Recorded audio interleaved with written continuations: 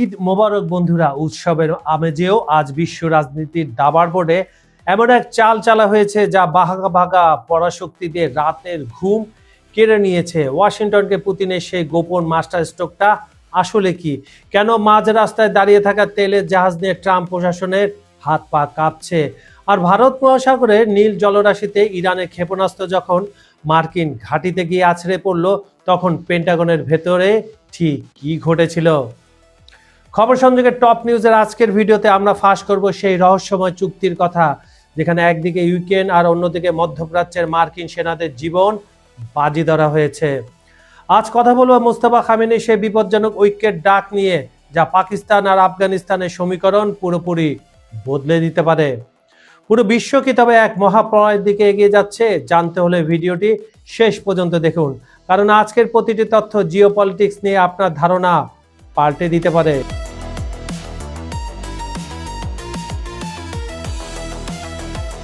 মধ্যপ্রাচ্য যখন বারুদের স্তূপের উপর দাঁড়িয়ে, ঠিক তখনই বিশ্ব রাজনীতির দাবার বোর্ডে এক চাঞ্চল্যকর চাল চাললেন ভ্লাদিমির পুতিন। ইরান ইস্যুতে যুক্তরাষ্ট্রকে দেওয়া ক্রেমলিনের একটি গোপন বিনিময় প্রস্তাব এখন আন্তর্জাতিক মহলে তোলপাড় সৃষ্টি করেছে। রাশিয়ার এই প্রস্তাবটি যেমন কৌশলে ভরা, তেমনি এটি ট্রাম্প প্রশাসনের জন্য এক চরম অস্বস্তির কারণ হয়ে দাঁড়িয়েছে। এক ভয়ঙ্কর বিনিময় তথ্যই যখন প্রধান অস্ত্র। সম্প্রতি ফাঁস হওয়া তথ্য অনুযায়ী মস্কো সরাসরি ওয়াশিংটনকে একটি প্রস্তাব দিয়েছে। আমি তাদের মুখের ভাষায় বলছি, তোমরা ইউক্রেনকে গোয়েন্দা তথ্য দেওয়া বন্ধ করো, আমরাও ইরানকে মার্কিন সামরিক ঘাঁটির নির্ভুল অবস্থান দেওয়া বন্ধ করব। সহজ ভাষায় পুতিন বলতে চেয়েছেন, ইউক্রেনের রণাঙ্গনে মার্কিন স্যাটেলাইট ডাটা ব্যবহার করে যদি রুশ সেনাদের উপর হামলা চালানো হয়, তবে মধ্যপ্রাচ্যে মার্কিন সেনাদের নিরাপত্তা নিশ্চিত করার দায় মস্কো নেবে না। রাশিয়ার হাতে থাকা অত্যাধুনিক গোয়েন্দা তথ্য আর স্যাটেলাইট ইমেজ যদি ইরানের হাতে পৌঁছায়, তবে মধ্যপ্রাচ্যে মার্কিন রাডার ও সামরিক সম্পদগুলো তাসের ঘরের মতো গুড়িয়ে যাওয়ার ঝুঁকিতে পড়বে। মানে যে কয়টা অবশিষ্ট আছে, এর আগে তো চীন এবং রাশিয়া ছোট ছোট ইনফরমেশন দিয়ে এই 27টাই শেষ করে দিয়েছিল, এখন যে কয়টা আছে সব বাকিটা ঘুরে যাবে যদি রাশিয়া পুরোপুরি দেওয়া শুরু করে। যদিও যুক্তরাষ্ট্র এই প্রস্তাব প্রত্যাখ্যান করেছে, কিন্তু এই প্রস্তাবের অস্তিত্বই পশ্চিমা দুনিয়া আতঙ্কের কম্পন সৃষ্টি করেছে। ইউরোপের কপালে চিন্তার ভাঁজ। কিরিল তিমোথেয়েভ ট্রাম্পের ঘনিষ্ঠ মহলের সাথে বৈঠক করেছেন। এই গোপন আলোচনায় ইউরোপীয় কূটনীতিকদের কপালে চিন্তার ভাঁজ আরো বাড়িয়ে দিয়েছে।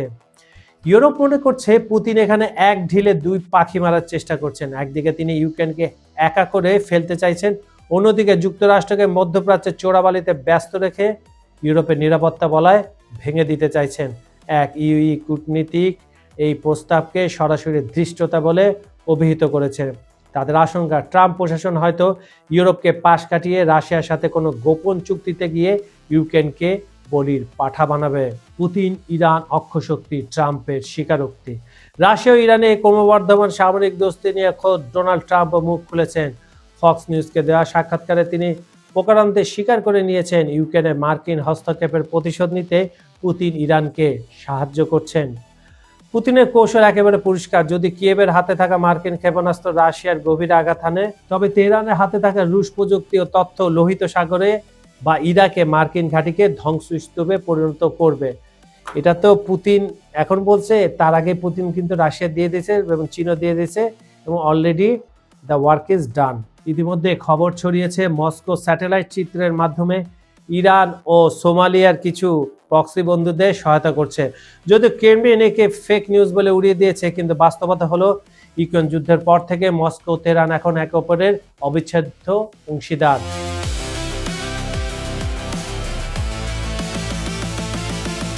বর্তমানে ইউক্রেনে মার্কিন অস্ত্র সহায়তা কমলে গোয়েন্দা তথ্য বিনিময়ে জেলেনস্কি প্রশাসনের শেষ ভরসা। পুতিন ঠিক এই জায়গাতে আঘাত করতে চাইছেন। এদিকে ট্রাম্প প্রশাসন তেলের বাজারে ভারসাম্য আনতে রুশ তেলের উপর নিষেধাজ্ঞা শিথিল করার যে ইঙ্গিত দিয়েছে, তা জার্মানির চ্যান্সেলর ফ্রেডরিক মার্জের মতো ইউরোপের নেতাদের ক্ষুব্ধ করেছে। তারা মনে করছেন এটি পুতিনকে আর্থিকভাবে আরো শক্তিশালী করবে, যার প্রভাব পড়বে সরাসরি ইউক্রেন যুদ্ধে। সব মিলিয়ে পুতিন তার ইরান কার্ড ব্যবহার করে যুক্তরাষ্ট্রকে এক কঠিন শাঁখের করাতের মুখে দাঁড় করিয়ে দিয়েছেন। একদিকে ইরান ইসরায়েল সংঘাতের হাত থেকে নিজের সেনাদের রক্ষা করা, অন্যদিকে ইউক্রেনকে পতন থেকে বাঁচানো। ওয়াশিংটনের জন্য এই দুই নৌকায় পা রাখা এখন প্রায় অসম্ভব হয়ে পড়েছে।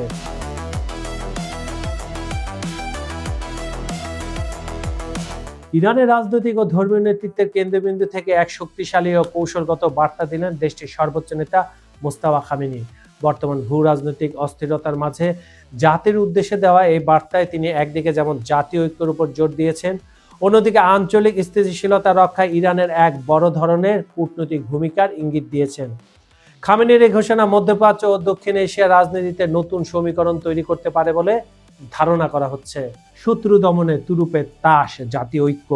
মোস্তাফা খামেনি অত্যন্ত কড়া ভাষায় স্মরণ করিয়ে দিয়েছেন ইরানের অভ্যন্তরীণ সংহতি দেশটির প্রধান রক্ষা কবচ। তিনি বলেন, ইরান জনগণ রোজা রাখা এবং একসঙ্গে শত্রুর বিরুদ্ধে লড়াই বা সংগ্রাম চালিয়ে যাওয়ার যে অদম্য মনোবল দেখিয়েছে তা নজিরবিহীন। তার দাবি, জনগণের এই ইস্পাত কঠিন মানসিকতার কারণেই প্রতিপক্ষরা আজ কোণঠাসা হতে শুরু করেছে। তিনি স্পষ্ট করে দিয়েছেন, যতদিন পর্যন্ত অভ্যন্তরীণ ঐক্য অটুট থাকবে ততদিন যুক্তরাষ্ট্র ইসরায়েলের মতো বাইরের শক্তিগুলোর কোনো উচ্চাকাঙ্ক্ষায় সফল হবে না। বক্তব্যে প্রতিবেশী দেশগুলোর সঙ্গে ইরানের সম্পর্ক নষ্ট করার অপচেষ্টা নিয়ে গভীর উদ্বেগ প্রকাশ করেন মোস্তাফা। বিশেষ করে পাকিস্তানের নাম উল্লেখ করে তিনি বলেন, ইরান ও পাকিস্তানের মধ্যকার সুসম্পর্ক নষ্ট করতে একটি বিশেষ মহল সক্রিয় রয়েছে। পাকিস্তানকে ইরানের জন্য অত্যন্ত গুরুত্বপূর্ণ কৌশলগত বন্ধু হিসাবে বর্ণনা করে তিনি দ্বিপাক্ষিক সহযোগিতা আরো জোরদার করার আহ্বান জানান। তার মতে, ইরানের প্রতিপক্ষরা চায় না এই অঞ্চলের মুসলিম রাষ্ট্রগুলো ঐক্যবদ্ধ থাকুক।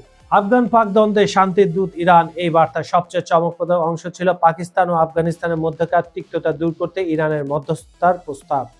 দীর্ঘদিনের সীমান্ত বিরোধ ও নিরাপত্তা ইস্যুতে পাকিস্তান ও আফগানিস্তানের সম্পর্ক বর্তমানে তলানিতে। খামেনি ঘোষণা করেছেন, এই দুই প্রতিবেশী দেশের মধ্যে সংলাপ সহজ করতে এবং পুরো অঞ্চলে স্থিতিশীলতা ফিরিয়ে আনতে ইরান বড় ধরনের ভূমিকা পালন করতে প্রস্তুত। এই প্রস্তাবকে আন্তর্জাতিক বিশ্লেষকরা দেখছেন এই অঞ্চলে ইরানের প্রভাব বিস্তারের এবং একটি স্থিতিশীল আঞ্চলিক ব্লক তৈরির প্রচেষ্টা হিসাবে। খামেনির বক্তব্যে একাধারে সতর্কবার্তা এবং বন্ধুত্বের আহ্বান। তিনি বুঝিয়ে দিয়েছেন, ইরান শুধু নিজের সীমানা রক্ষা নয়, বরং আঞ্চলিক শান্তি ও স্থিতিশীলতার অন্যতম নিয়ন্ত্রণ হিসেবেই নিজেকে প্রতিষ্ঠিত করতে চায়। এখন দেখার বিষয়, পাকিস্তান ও আফগানিস্তান ইরানের এই মধ্যস্থতার প্রস্তাবে কেমন সাড়া দেয়।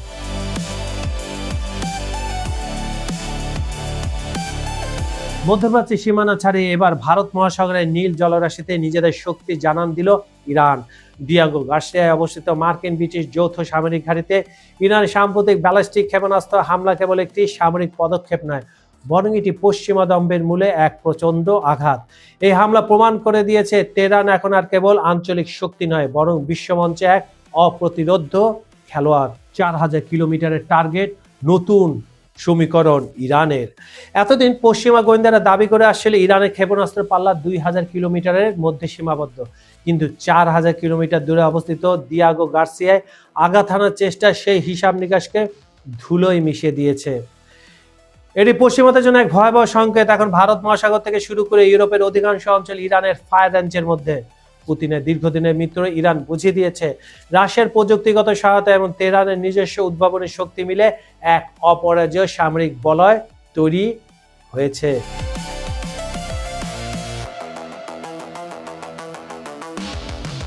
ইউক্রেন যুদ্ধে রাশিয়ার অপ্রতিরোধ্য অগ্রযাত্রা এবং মধ্যপ্রাচ্যে ইরানের এই সাহসী পদক্ষেপ একই সুতোয় গাঁথা।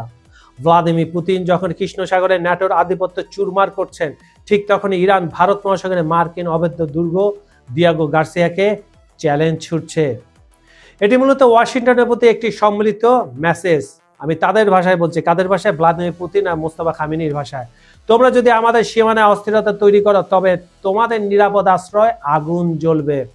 ওয়াল স্ট্রিট জার্নাল ও CNN এর প্রতিবেদন অনুযায়ী মার্কিন ইন্টারসেপ্টর একটি ক্ষেপণাস্ত্র ধ্বংস করতে পারলেও ইরানের এই দুঃসাহস পেন্টাগনকে কাঁপিয়ে দিয়েছে। মার্কিন ভারী বোমারু বিমানের এই প্রধান ঘাঁটিতে হামলা চালানো মানে সরাসরি সিংহের গুহায় ঢুকে থাবা মারা, এবং সেই সিংহটা পারস্যের সিংহ, পার্সিয়ান গালফের সিংহ ইরান। কিন্তু যুদ্ধের ময়দান ভিন্ন কথা বলছে। পুতিনের কৌশলী সমর্থনে ইরানের আত্মনির্ভরশীল সামরিক শিল্প আজ পশ্চিমাদের জন্য এক মূর্তিমান আতঙ্ক। ডিয়াগো গার্সিয়া হামলার মাধ্যমে ইরান স্পষ্ট করে দিল, মার্কিন বিমান বাহিনী যেখানে থাস্তানা গড়ুক না কেন, তারা নিরাপদ নয়। এটি কেবল ক্ষেপণাস্ত্রের লড়াই নয়, এটি আধিপত্য বিস্তারের নতুন এক অধ্যায়, যেখানে পুতিনের অভিজ্ঞতা আর ইরানের সাহসিকতা বিশ্ব ব্যবস্থাকে নতুন করে সাজিয়ে দিচ্ছে। বিশ্ব অর্থনীতির লাইফলাইন হিসেবে পরিচিত হরমুজ প্রণালী নিয়ে এক চাঞ্চল্যকর তথ্য সামনে এসেছে। কে দিয়েছে? সেটা ইরান দিয়েছে। তেহরান স্পষ্ট করে দিয়েছে তারা এই গুরুত্বপূর্ণ জলপথ বন্ধ করেনি, বরং জাপানের মতো বন্ধুপ্রতিম দেশগুলো জাহাজ চলাচলে পূর্ণ সহযোগিতা দিতে তারা প্রস্তুত। জাপানের সংবাদ মাধ্যম কিয়োদো নিউজকে দেওয়া এক সাক্ষাৎকারে ইরানের পররাষ্ট্রমন্ত্রী আব্বাস আরাগাচি এই সেফ প্যাসেজ বা নিরাপদ চলাচলের প্রস্তাব দেন। মধ্যপ্রাচ্যের বারুদ ঠাসা পরিস্থিতির মধ্যে ইরানের এই নমনীয়তা বেশ কৌশলী। আরাগাচি পরিষ্কার জানিয়েছেন ইরান কেবল সাময়িক যুদ্ধবিরতি নয়, বরং এটি স্থায়ী ও সমন্বিত শান্তি চায়।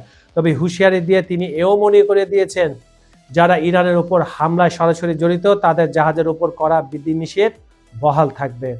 জাপানের জন্য এই ঘোষণা এক বড় স্বস্তি, কারণ টোকিও তাদের প্রয়োজনীয় অপরিশোধিত তেলের 95%, অনেকে বলে 90, কিন্তু এটা 95% বেশি আমদানি করে মধ্যপ্রাচ্য থেকে, যার সিংহভাগই আসে এই হরমুজ প্রণালী দিয়ে। ইরান এখন চাইছে জাপান যেন তাদের সাথে সরাসরি সমন্বয় করে জাহাজ চালায়। একদিকে যুদ্ধের হুমকি, অন্যদিকে জ্বালানি নিরাপত্তার নিশ্চয়তা। ইরানের এই গাজর ও লাঠি নীতি বিশ্ব রাজনীতির মোড় কোন দিকে ঘোরায় এখন সেটাই দেখার বিষয়। তেলের বাজারে আগুন। মধ্যপ্রাচ্যের রণক্ষেত্রে যখন বারুদের গন্ধ, তখন বিশ্ব অর্থনীতিকে খাদের কিনারা থেকে বাঁচাতে নজিরবিহীন চাল চাললো ওয়াশিংটন। ইরান, ইসরায়েল ও যুক্তরাষ্ট্রের ত্রিমুখী যুদ্ধে হরমুজ প্রণালীতে তেলের জাহাজ চলাচল কার্যত অচল। জ্বালানির আকাশচুম্বী দাম আর সরবরাহে ভয়াবহ সংকটে কাঁপছে বিশ্ব। পরিস্থিতি সামাল দিতে ক্ষুব্ধ মার্কিন অর্থমন্ত্রী স্কট বেসেন ঘোষণা করেছেন এক ঝটিকা সিদ্ধান্ত।